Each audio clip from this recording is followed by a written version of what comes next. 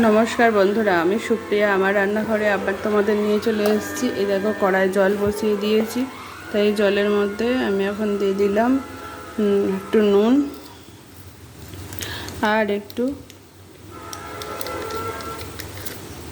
হলুদ দেব। হলুদ দিয়ে দিলাম। এবার এর মধ্যে আমি কি দিই দেখতে থাকো। আমি আবার একটা নতুন রেসিপি নিয়ে চলে এসেছি তোমাদের কাছে। এই যে, এটা হলো সোয়াবিন। দেখতে পাচ্ছ সোয়াবিন। এই সোয়াবিন দিয়ে আবার একটা নতুন রেসিপি বানাবো। তো দিয়ে দিলাম সোয়াবিনগুলো জলে, একটু সেদ্ধ হয়ে যাক, তারপর আমি নিয়ে চলে আসছি কীভাবে কি করি।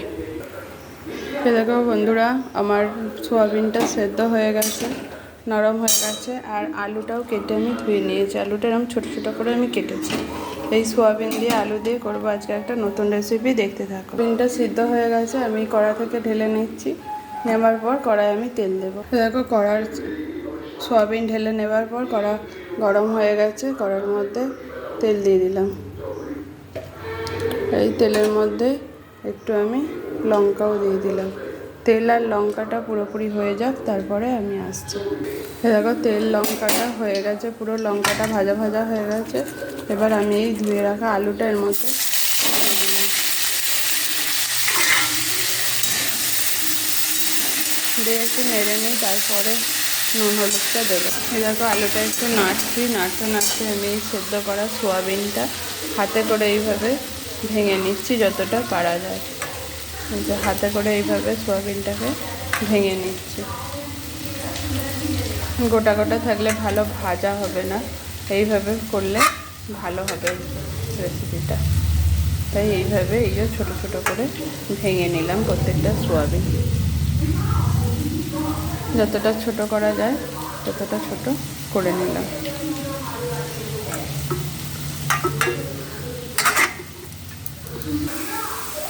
এই যে, এবার আলুটার মধ্যে দিয়ে দিলাম পরিমাণ মতো নুন, আর দিয়ে দিলাম পরিমাণ মতো হলুদ। এবার ভালো করে নেড়ে নিয়ে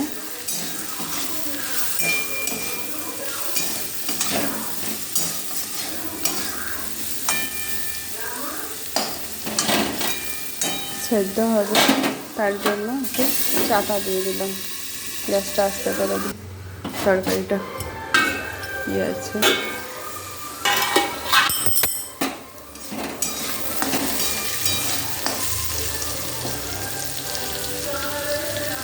একটু নরম হয়েছে।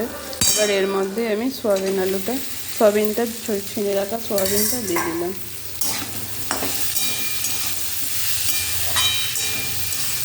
দিয়ে এটাকে একটু ভাজা ভাজা করে নেবো সব একসাথে।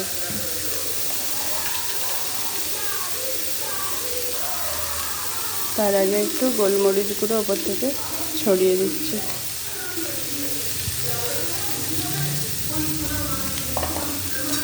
দিয়েছি গোলমরিচটা ছড়িয়ে, আর নাড়বো না। এবার চাপা দিয়ে দেবো।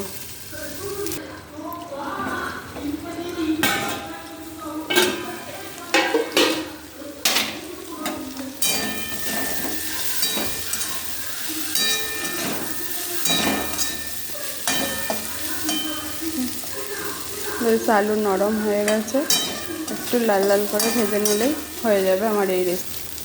দেখো, আমার এই রেসিপিটা রেডি হয়ে গেছে। এবার থালায় ঢেলে ফেললেই হয়ে যাবে।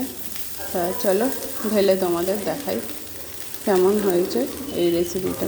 এটা খেতে খুব ভালো হয়। দেখো, সবাই তো প্রত্যেক দিন একই খাবার খেতেই ভালোবাসে না, বা ভালো চায়ও না খেতে একই খাবার। তা এক একদিন এক এক রকম করলে তাদেরও ভালো লাগবে, বাচ্চারা বড়রা সবাইদেরই ভালো লাগবে। তাই আমি এক একদিন এক এক রকমভাবে করি। তাই এটা আজকে রাতে রুটি দিয়ে করেছি। তা রুটি দিয়ে এটা খেতে ভালোই হয়, আমরা আগেও করে খেয়েছি এটা। তোমাদেরও যদি ভালো লাগে তোমরাও এই খাবারটা ট্রাই করে দেখতে পারো। তাহলে চলো থালায় ঢেলে ফেলি, তারপর দেখাচ্ছি। এই দেখো, আমার সোয়াবিনের রেসিপি হয়ে গেছে, রেডি, ঢালা হয়ে গেছে। তার উপর থেকে এবার আমি এই আমচুর পাউডার ছড়িয়ে দেব।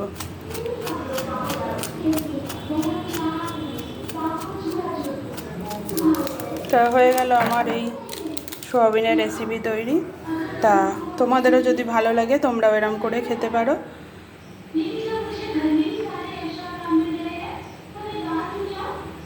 রাখি এবার, তোমরাও এই রেসিপিটা করে খেতে পারো।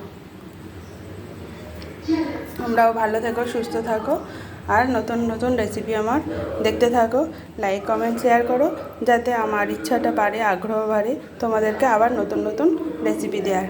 তাই এখানেই রাখছি, তোমরাও এইভাবে করে খেয়ে দেখতে পারো।